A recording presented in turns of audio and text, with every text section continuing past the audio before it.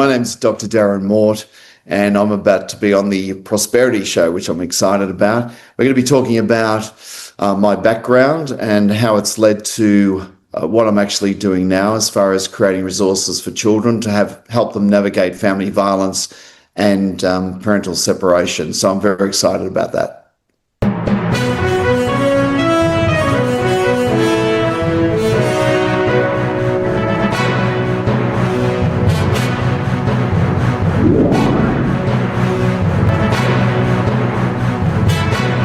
Ladies and gentlemen, welcome to yet another exciting episode of the Online Prosperity Show, where we don't just scratch the surface, we dive deep. I'm your host, Prosper Taruvinga, and in case you're just tuning in, this is the #1 place to get exclusive behind-the-scenes insights into methods, strategies, and breakthroughs from the real lives of people solving real problems. So maybe you're grappling with challenges in your life or business. You want to see how somebody has also climbed through those challenges. And guess what? This is your go-to show for that. Now, today I'm thrilled to introduce the man, the myth, the legend, Dr.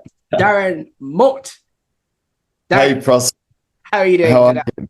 Yeah, good. I don't know about the legend, but I'm here.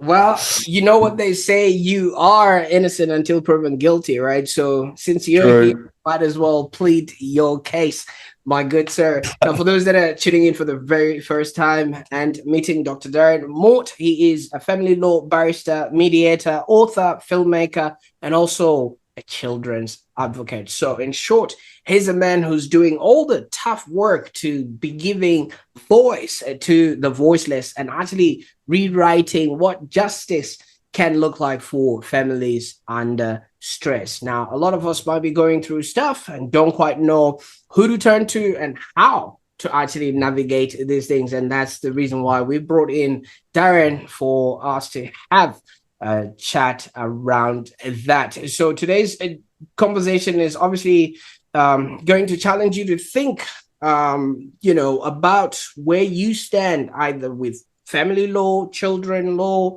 conflict, and above all, healing. But it's for entertainment purposes only. And I think, obviously, whatever Darren is going to say cannot be constituted as legal advice. Now, Darren, you see, I could go on and maybe start incriminating myself before we even get started. There's a few waivers there, Prosper. I'm proud of you.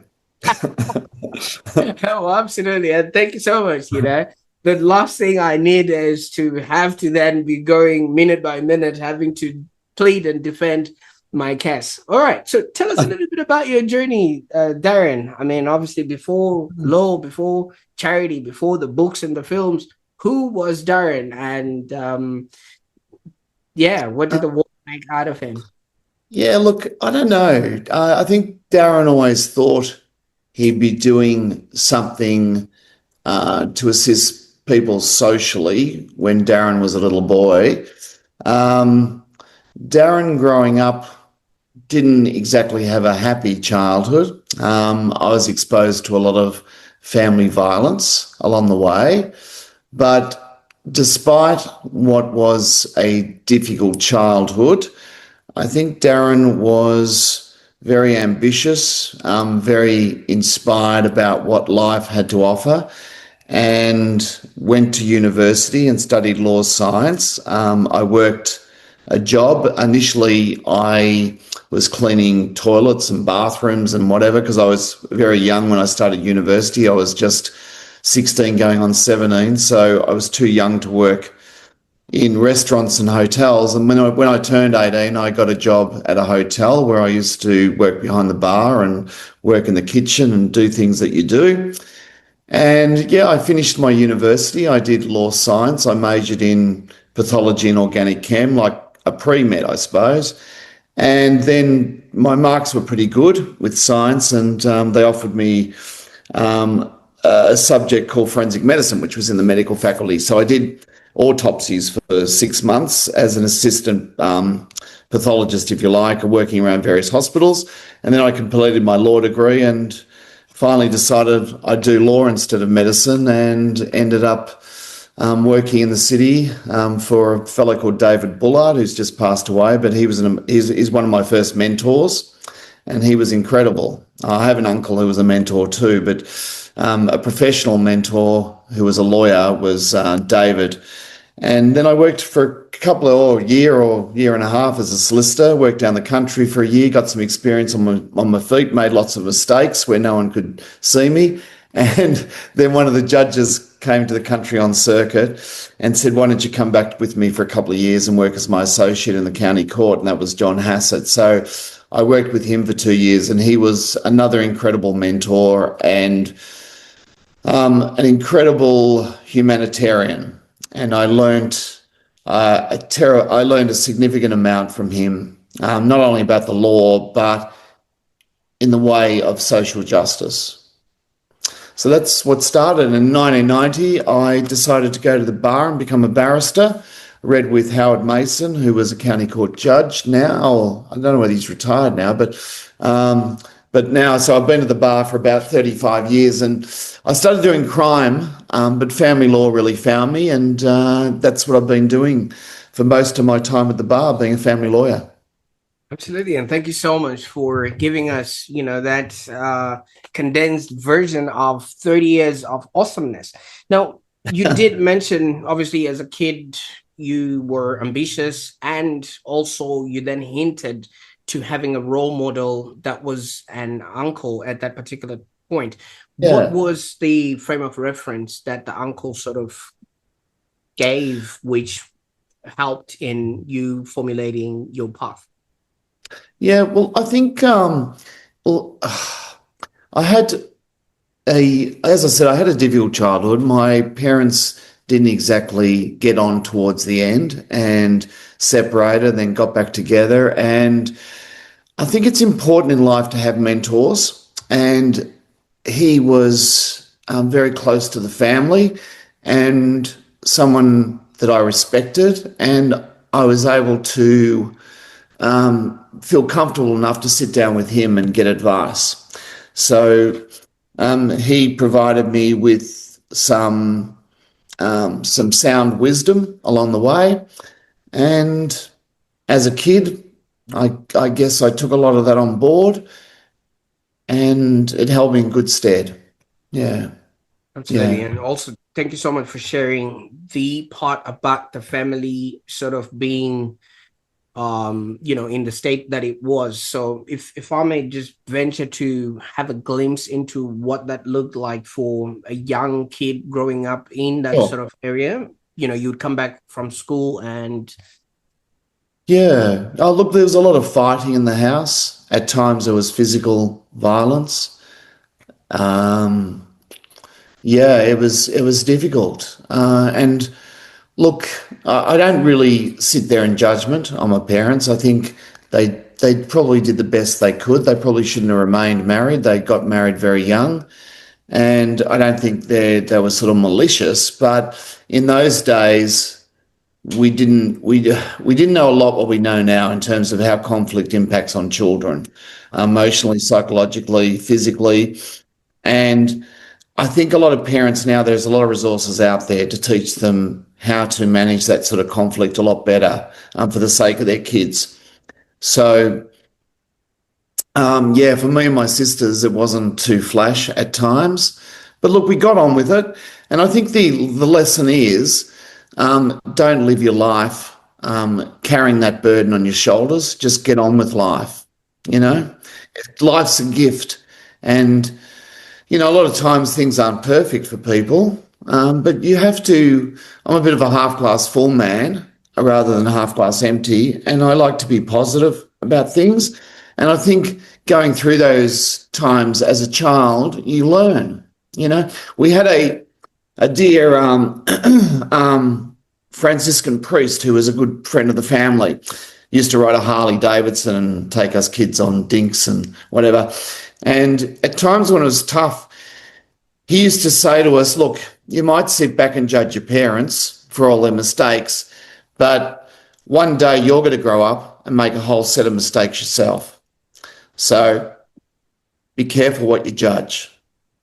Well, absolutely. And I think that's really sound advice, because from what you're saying, they did what they did with the best information and Yeah, know-how and stage of who they were at that particular time. So who are we sure. to then put in our own frame of reference? Now, that alone sort of sets the stage of, you did mention at some point at age 16 you were already out and about, trying to make things work. Did that mean you had to grow up quick in that particular environment, in order for Oh, you to emancipate yourself? yes, definitely, Prosper. I think myself and my sisters, we all grew up very quickly. Yeah. Um, yeah, I think having children myself, I think how fortunate they are, because they actually had really fond memories to reflect upon. We didn't have many fond memories to reflect upon, and certainly the childhood was taken away from us as a result of that. But again, I try not to dwell on that as a negative. I try to think, well, perhaps it forced me to consider my future a lot more intensely than what other kids would, and it put me onto a particular pathway, which I'm very grateful for.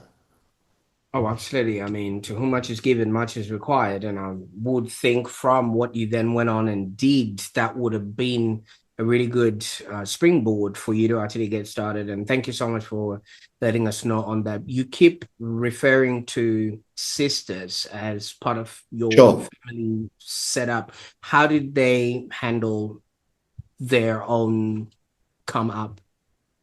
Um, Look, differently than me. And I think in my practice as a family lawyer, I see that all the time. Kids are unique little beings. Right. They all have their independent needs and wants and desires and hopes. And I think it impacted on my sisters very differently. One of my sisters, she runs from conflict at any opportunity. She can't deal with it. My other sister um, is very outgoing, and she probably tries overly to impress when she doesn't need to.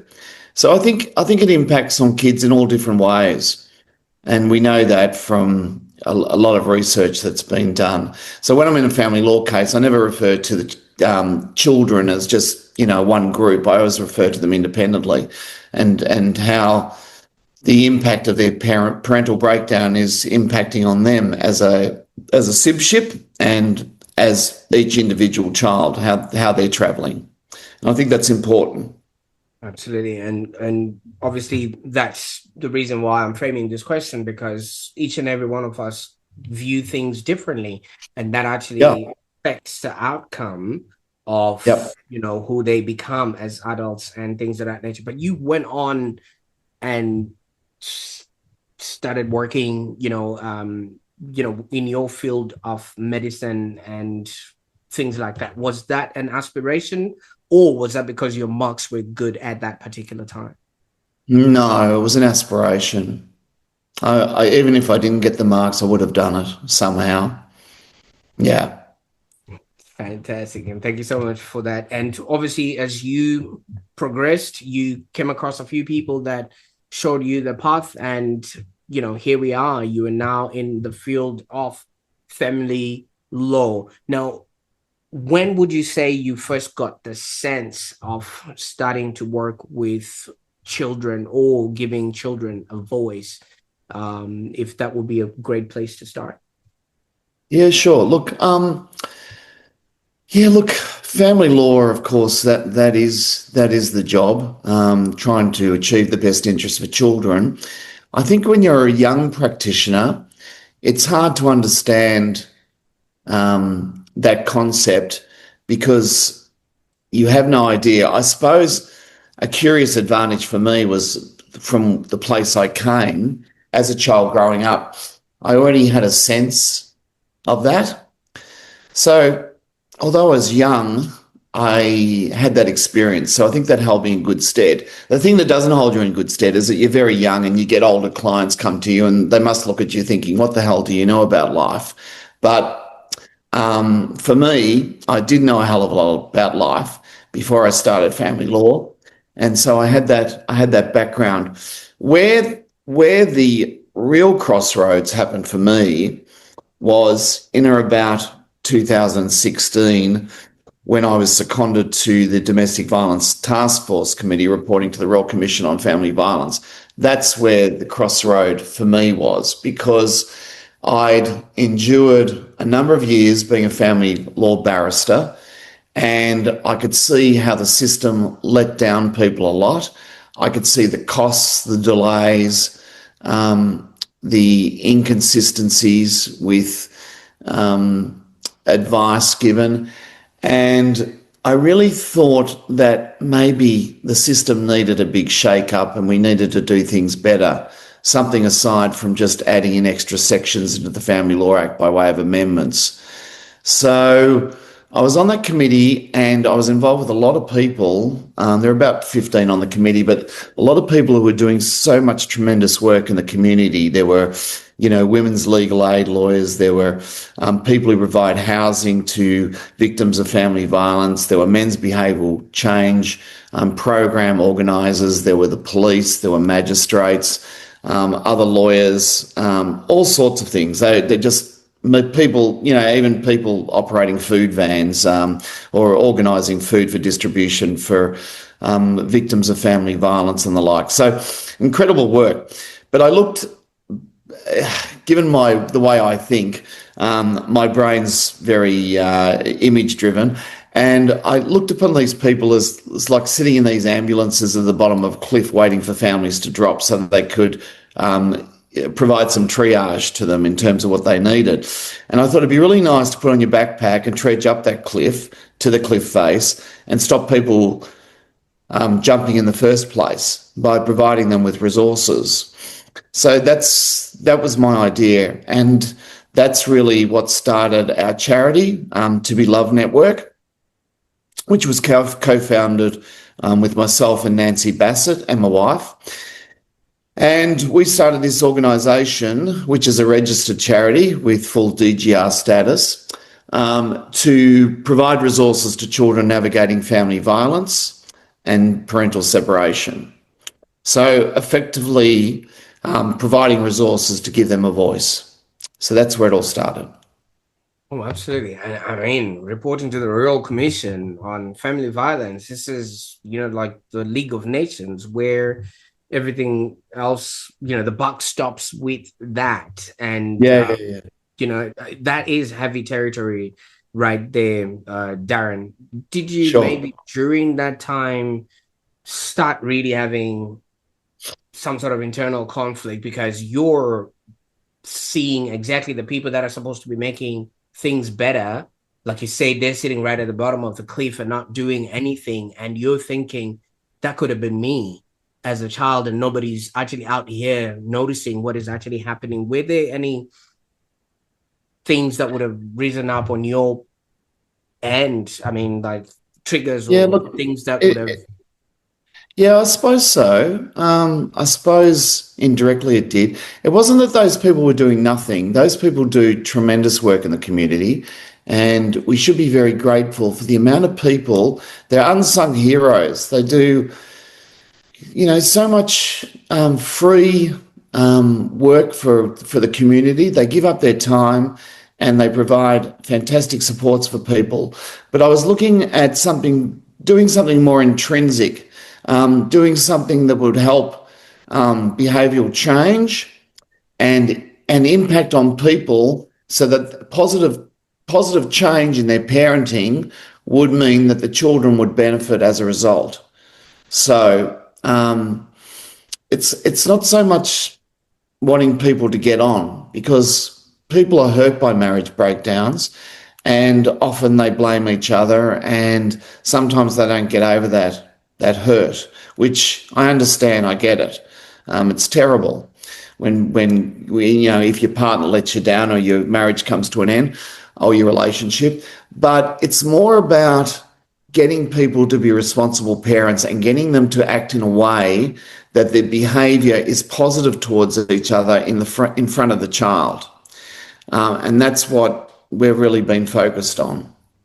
Now, yeah, obviously, your life story and your journey really has so much that would have prepared you for this particular position. I mean, the empathy, the actual, yeah, way of being, and that intricate sure. understanding. Because Yep.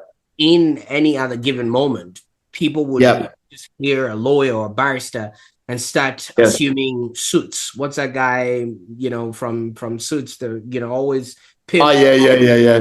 somebody cold, Yes. very technical Yes. and distant.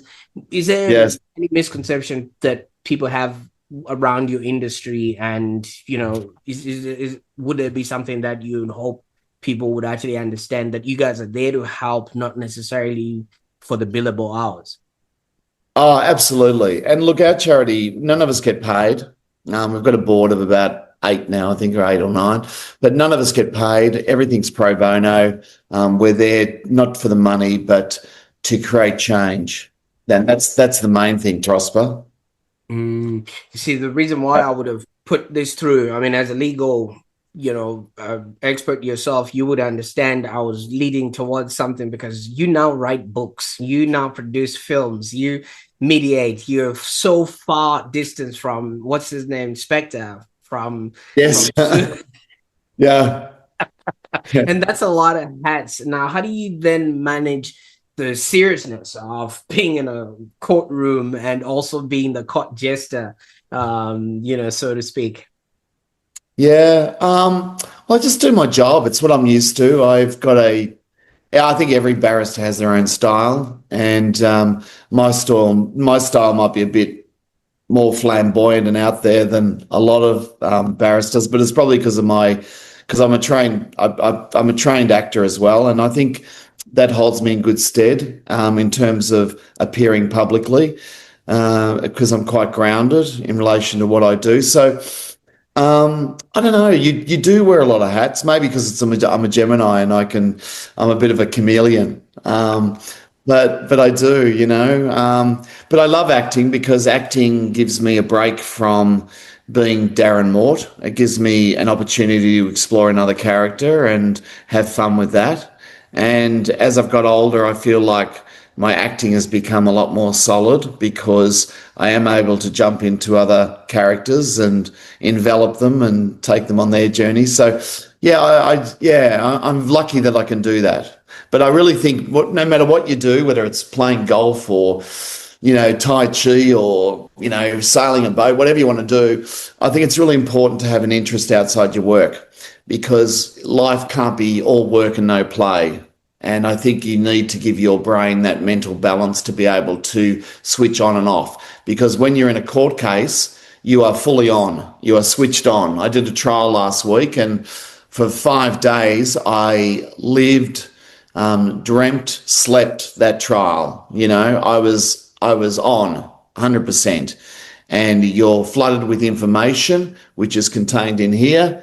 And if you're on top of the case and you've prepared it properly, there's a lot of responsibility that comes with presenting your client's case, your client's view of the world, and trying to persuade a court that that's going to advance a child's best interests. Absolutely. And you for one would know that, yes, it is the proceedings of a court and the ruling of the judge, but that is somebody's life at the end of the day. You know what I That's mean? right. And we're very privileged.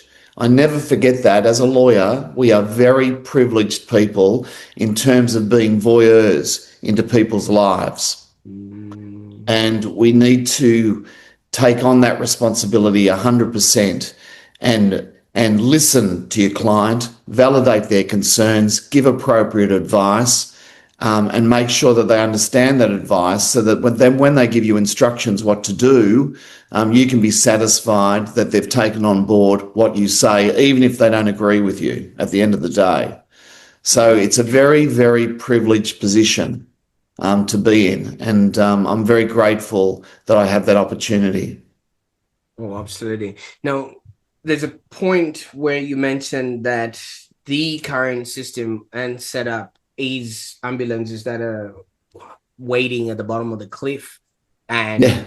and the whole thing should be turned around its head to actually have people putting on backpacks and going to meet the people in at the top of the cliff, so to speak. Now, is this you hiking to the top of the cliff by you using storytelling, books, and films to reach people while they're still at the top before they actually decide to make that leap?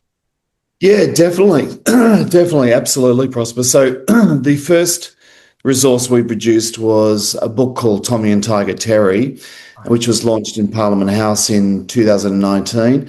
And then in later on that year, we produced our first film, Tommy. And why I mentioned Tommy, just on what you've been talking about, is that Tommy was a very successful short film. About a child having to navigate changeovers between the parents on a weekend. That film is now embedded in a parenting program in the United States of America through the National Center for State Courts. So judges can now start ordering people partake in this parenting program, which involves looking or watching our film Tommy, which is really amazing. Why I think it's even more important is that the courts decided to carry out some research on this parenting program before it was launched, and it was determined by evidence-based research, which is the most important research you can get to validate the importance of the product, is that it didn't change the way parents felt about each other, but it changed the way they behaved in front of their children. And as I said before, that's really crucial, because at the end of the day, I don't really care what people think about each other. That doesn't worry me. It's what they do and say in front of the child. And the evidence-based research on that parenting program, which is called Families in Transition, is really crucial to our mandate, and that is to assist children navigate family violence and parental separation. So I'm very blessed to have Judge Cohen in America. He's fully supported the project together with Alicia Davis at the National Centre for State Courts and our researcher, Carey. She's done an amazing job. So it's just wonderful having those support people around you. And whatever you do in life, you need support people around you, because it takes a village to make something that's really important. You can't do it by yourself. I just think people are stupid if they don't collaborate. They don't put a network of people around them who sing from the same songbook. I think people will never get to where they want to get to, insofar as the finish line. But if you put positive people around you who, as I said, sing from your songbook as well, that's when the magic's made. Oh, absolutely. I think in my culture, we've got a statement: if you want to go far, you go alone. But if you want to go further, you go together. Yes, you might have the I love expertise. that. Yeah, you might have the expertise to do one certain thing, but somebody somewhere would also be the catalyst and the amplifier that actually makes things to actually start happening. And what's Yeah, been yeah. And I was just going to say, it's incredible because after Tommy, which no doubt we'll talk about, but I wrote a book, but then we produced a film called Millie. Yeah. And I wrote a kid's book, which was the back part of the book is partly written by my daughter, who's a clinical psychologist, asking parents questions to ask their kids. But Millie's a great example. So Millie, we had, I don't know, it must have been 35 people or something. We brought this village together to create a film about a little girl who's navigating her own parents' breakdown. And that film, we shot it down at Phillip Island in Victoria. And as I said, we had about, I don't know, 30 people, 35 people, production and crew and whatever. We hired 7 houses down at Phillip Island. My wife did most of the catering and assisted by runners who would run the meals between the houses. And it was just an incredible experience of like-minded people getting together to make a really special film.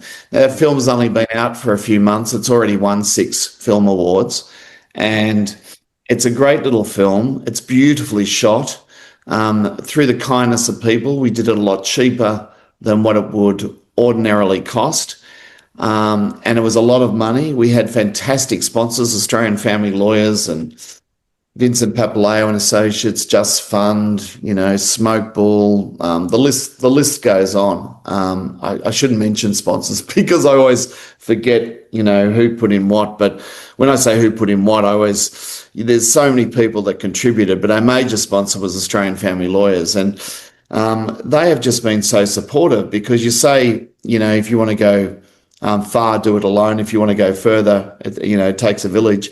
And so they've just aired Millie with Just Fund right around Australia with audiences, getting the message out there.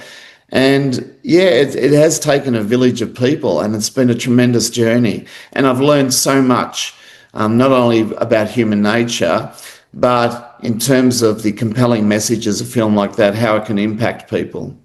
So yeah, I'm probably talking too much, am I? But Oh no, I no. just I just get very not only emotional, but I also get very excited and feel blessed about the people that touch my life and the impact that they make. So if Netflix comes knocking on your door, you will actually throw your barrister hat out the window and pursue the acting career then, I suppose. Yeah, look, I'd like to. I'm currently negotiating with a few people in terms of feature films and family law series. So, if the universe wants that to happen, it hopefully will drop in my lap. If it doesn't, it's not meant for me. Oh, absolutely. Now, you also did sort of allude to the fact that you've gone on and had a family of your own. Some people would be like, how has that been for you? Are you acting in the way that you are the person you are today? Or maybe the footsteps of the parents might have lingered in there. I don't know how you would answer such a question. Yeah, look, I don't know. That's a hard question. I think your upbringing has to linger because it's part of you, and you shouldn't be ashamed of that. In fact, you should be proud that you were able to change the way you parent as opposed to the way your parents did their job.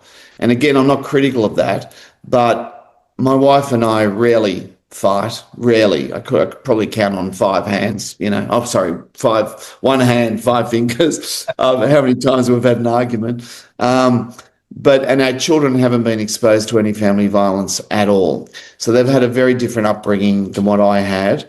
And I think that's a really good thing. So I think, yes, your history makes you, but it's important that it doesn't break you. It's important that you learn from that.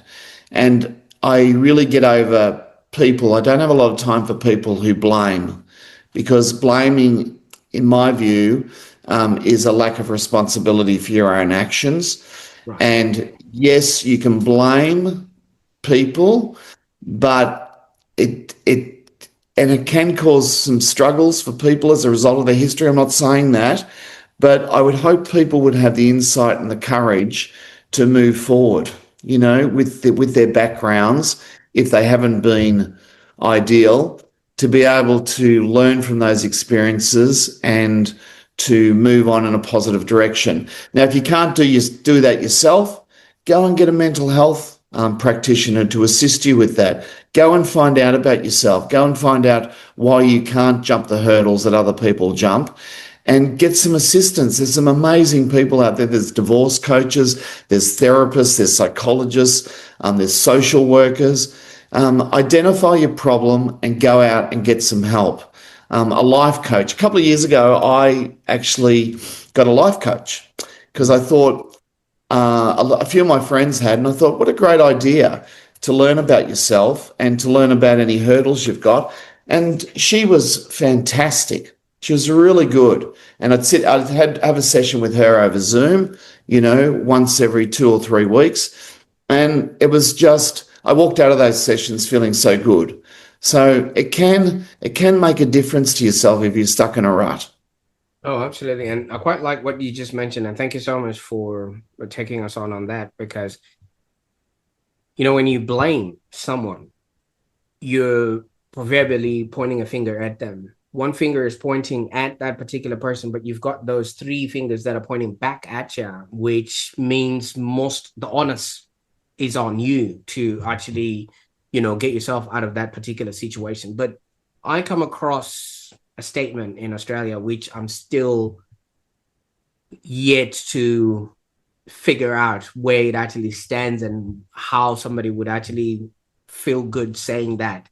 And maybe I could be wrong. You could debunk that for me. But the statement should be all right, mate. You know what I mean? Like people will just leave will just leave things as they are and not put themselves in to actually solve that particular situation. Could that be the cause of what's actually happening around, where people are not taking full ownership because they just hope something is going to turn around and eventually things, deteriorate, and before you know it, there's a whole story that you no longer are in control with, because when the courts get involved, that's it, mate.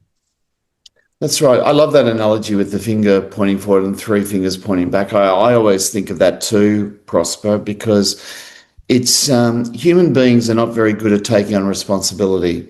And it's too easy to say, oh, yeah, you're the cause of that problem, or she'll be, as you said, she'll be right, mate. Well, I think that it's the old Australian adage, but I think these days, and particularly with the world, how small the world's become, it's that old adage of she'll be right, mate. Nah, it doesn't cut it with me. Nah. She'll be right, mate. It won't be right. It won't be right until you stop pointing that finger, until you start taking on some responsibility, till you do some work on yourself, learn about yourself.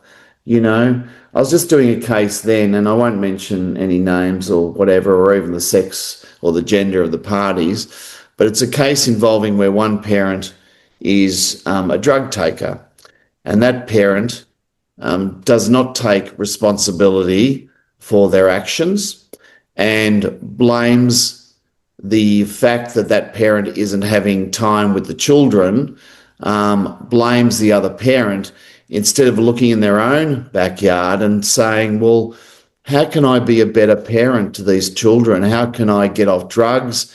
How can I look behind why I take drugs, why I'm addicted to drugs in the first place? What has happened to me as a person that I have such an addictive personality? Or what has happened to me as a person as a result of my childhood and the influences there? Who am I associating with? Why do I take drugs with those people? All those sorts of questions should be raised with that person taking drugs. But unfortunately, they point the finger without looking at the three fingers pointing back.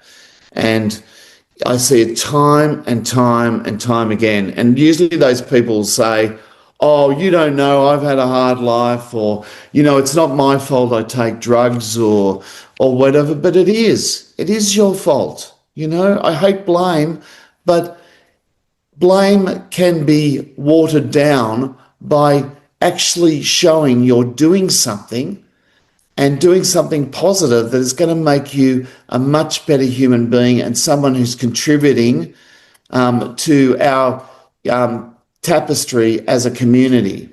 That's what we need. We need that. You're not alone. You're not alone with your struggles.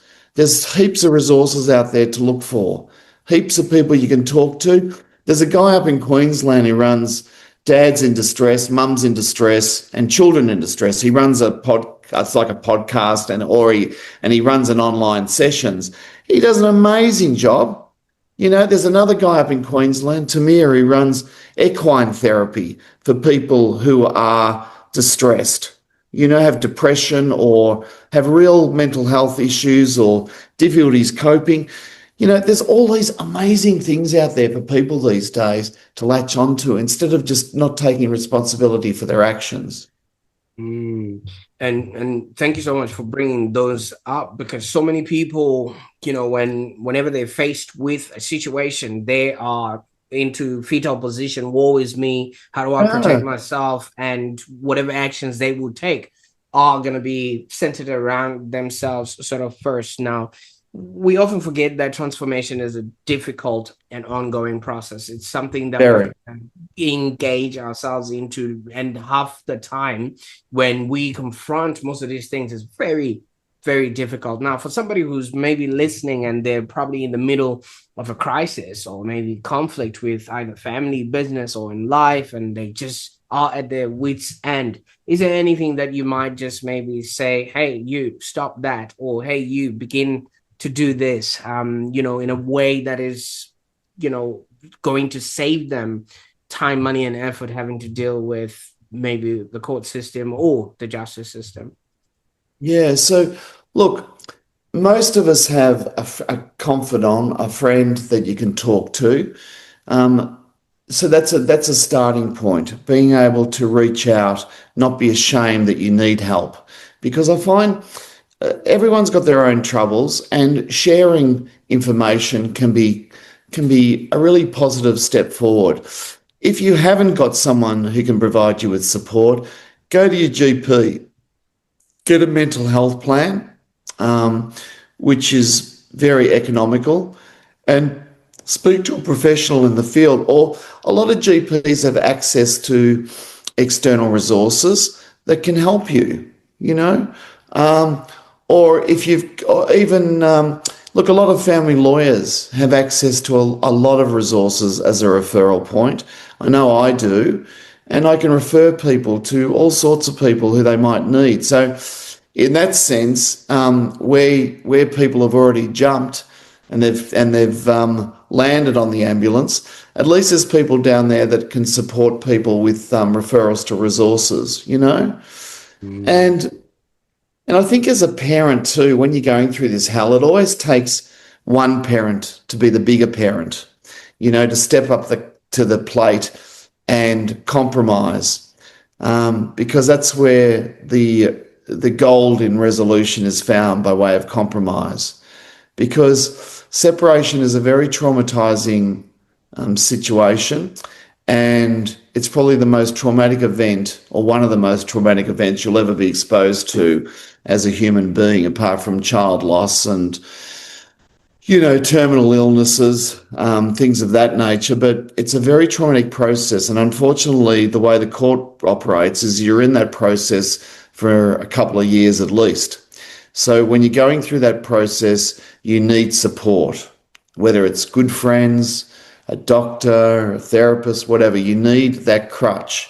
You're not going to be able to do the best for the kids if you haven't got that crutch. So I always say to my clients, you know, imagine you're on an aeroplane when you hear that announcement where they say you get your oxygen mask first and then you put the kids on. Pretty That's what much. you've got to do. To be a good parent, to be someone who's going to be able to support your children through that process, you've got to be able to support yourself. And the best way to do that is addressing your own trauma in any way you can. Now, I'm not saying there's miracle cures out there, but they will assist you. Even, I hate the amount of people that say, oh, you know, I'm on antidepressants, but I'm trying to get off them. Well, why would you try to get off them when you're going such a traumatizing process? You know, there's no shame in any of that. You break your leg, the doctor puts a cast on it. You know, sometimes medication where it's professionally prescribed is good for people to give them that opportunity to get through trauma. So look, there's lots of options out there. So my advice is don't be afraid. Absolutely. Now, obviously, if somebody is enamored in the way that you present yourself and they feel like, they might find recourse in, the way that you operate, at what point in this journey, like you have said, do they actually start needing to reach out to you? Is it when they're midway through the jump, or when they're looking at the edge, or when they're walking towards the cliff? Yeah, well, look, my experience, and it's my experience only, um, is that when parties are separating or about to separate, there's always one parent that has been thinking about it for a while, you know. Sometimes it's both, but mostly if we're looking at the 100-meter sprint, usually the party's been who's been thinking about it is 80 meters down the runway track, where the other person's still at the starting gates and it's a bit of a shock to them. So the person who's run the 80 metres has usually got some preliminary advice from a lawyer or surrounded themselves with the appropriate people to give them assistance through that arduous period. So every case is different, Prosper, and I think for the parent that is shocked by the revelation that their marriage is over or being told, I think it's really important for them to get to a doctor first of all and to work with a therapist. They'll probably need some legal advice around that time as well, because information is king. Information means that it puts your mind at ease, because there's so many unknowns when you're going through this journey. And I think the more information you can have, the better. But make sure you front load your situation with the best people possible. Go to a family law specialist, get advice from them in terms of the best therapist to get on board for the children or themselves, or the best family report writers. Front load your case, because then it'll cost you less by the end of the day, because you're not putting out spot fires along that journey. You're addressing the real issues as they confront you. Absolutely. And speaking of costs and things of that nature, I know you guys deal with billable hours and things of that sort.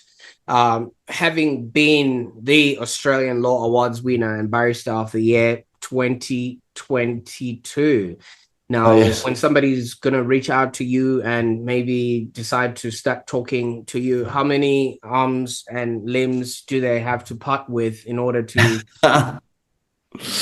Yeah, well, for me, I'm lucky. I don't do billable hours because I'm a barrister, so we get a fixed fee. So we're employed by a solicitor on an hourly basis, or a fixed fee when we go to court.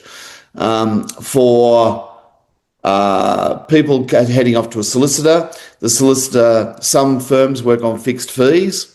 So to get to this stage of the proceedings, it'll cost you X dollars. If we're going to move past that and go to the next stage, it'll cost you that much money.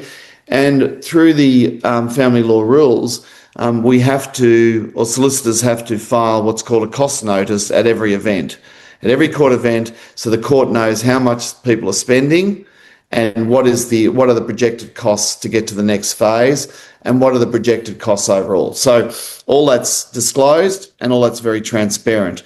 Lawyers who do not do fixed fees engage with clients through a costs agreement.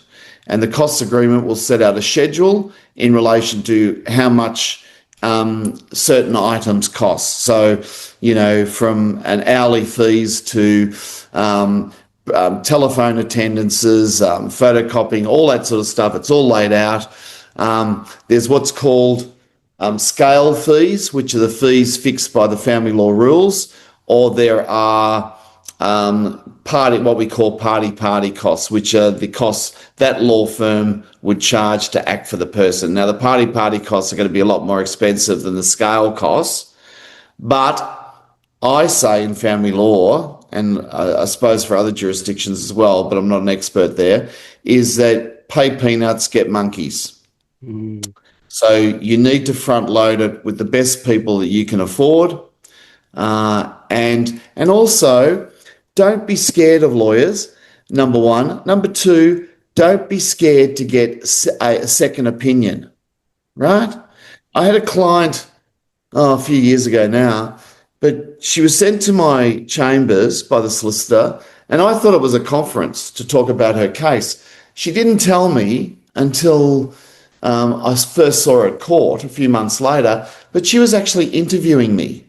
She was interviewing me because she thought, look, I need a barrister, a certain sort of barrister. I need someone that I'm going to be able to trust, someone that I can personally relate to.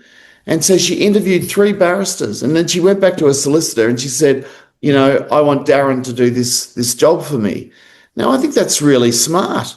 A lot of people just rely on their solicitors to choose barristers. Well, sometimes those barristers can be their friends or whatever, colleagues or whatever. I'm not saying all of them. And there's a lot of family law barristers, and there's a lot of good family law barristers. So, and family law is a bit different than other law because you do share a personal relationship as well as a professional relationship with your client. You do want someone who understands your language. So go and get a second opinion or a third opinion, Don't be scared of lawyers. You But know, Darren, we're all I, professionals. I blame Hollywood. You know, have you ever seen in Yep. any high stakes law case or whatever it is, the lawyer is jumping across the the Yeah. pew and Your Honor, you know what I mean? And people Yeah. now just think that's exactly what happens, you know what I mean? You should have seen No. the amount of push-ups that I did in order to come on this call today because I needed to. Yeah, no, that's Hollywood. I love their cross-examination. It's usually 3 or 4 questions, and then, they get the client off. It's hilarious. But yeah, no, it's rubbish, absolute rubbish. You know, and not forgetting that. Look, I'm not saying people don't get heated at some stages, and lawyers and judges and some witnesses, but at the end of the day, with parenting cases. And I always remember this, it's a positive inquiry into the best interests of a child. Mm. And so it doesn't require Hollywood jumping around and, it just doesn't require that. We should all be respectful of people, given the privileged position we hold. And we're really risk assessors. I'll give my client advice and I'll say, look, you're taking a risk going into court. But if you go into court, if that's what you want me to do, well, we'll go into court. We'll fight your case as hard as we can. But you've got to know that there are certain risks, you know.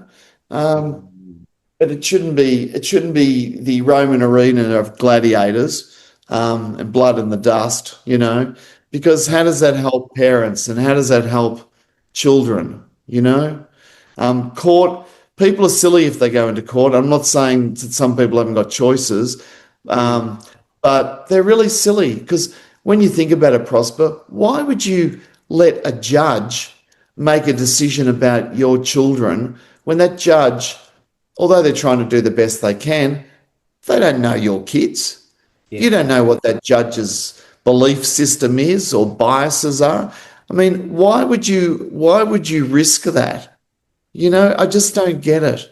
And what we know from the courts is that parents that do agree, that do make get to a consent arrangement, they're the arrangements that work very well.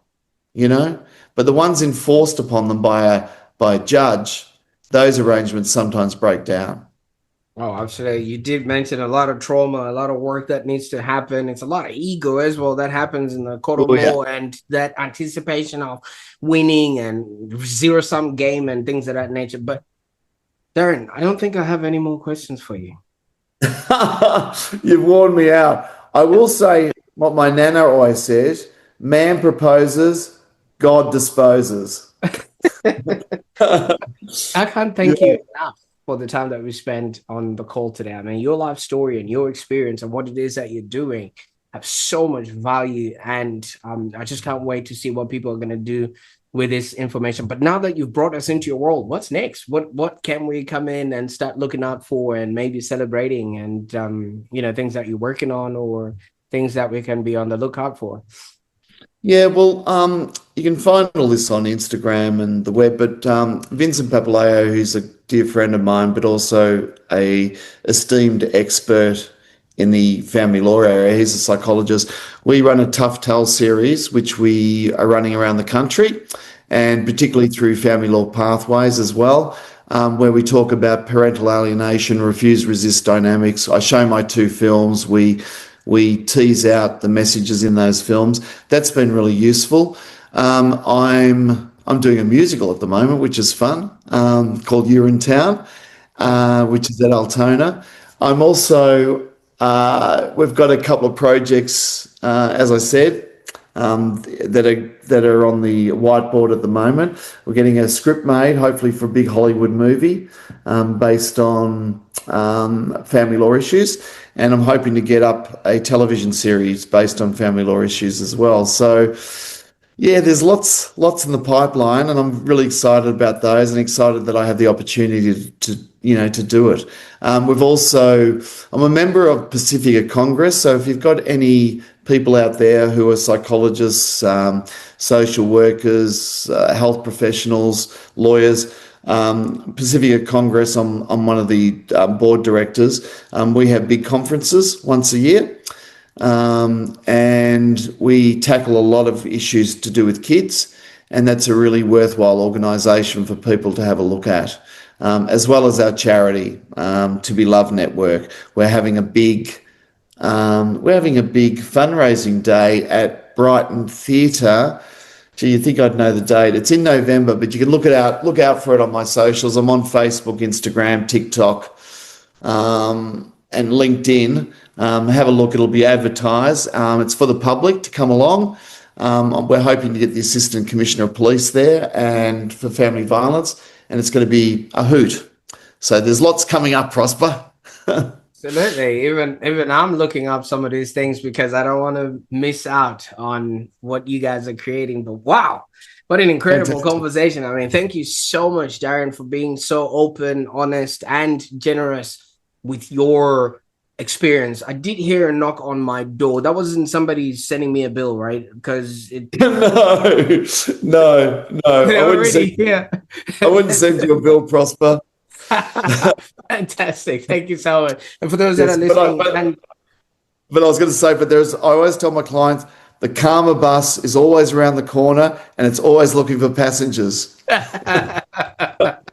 Absolutely. I really appreciate that. And for those that are listening and watching, thank you so much for having stayed in with us. And I think this was quite entertaining of an episode. And I hope you actually felt the wealth and, the actual weight and wonder of what it actually takes to stand in that gap between children and families, and also turn that pain that you experienced as a child into purpose. So if this conversation actually struck something in you, here's what I want you to do next. Obviously, I encourage you to subscribe to the Online Prosperity Show because you don't want to miss out on any of the conversations that we have with these. But I'm going to ask this with utmost love and respect.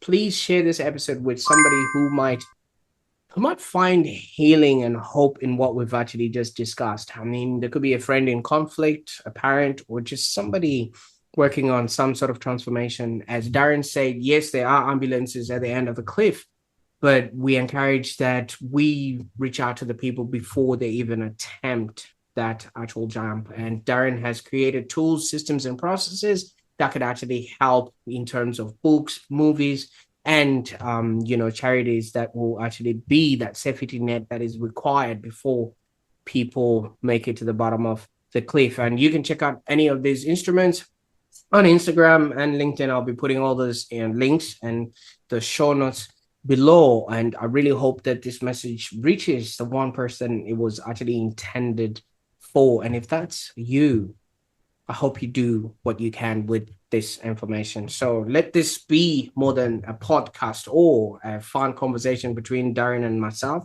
Let this be the spark for your own next act of a transformation, be it whatever it is that you need. And I really encourage you to share this episode. Go leaning into the hard work that needs to happen. And until next time, bye for now.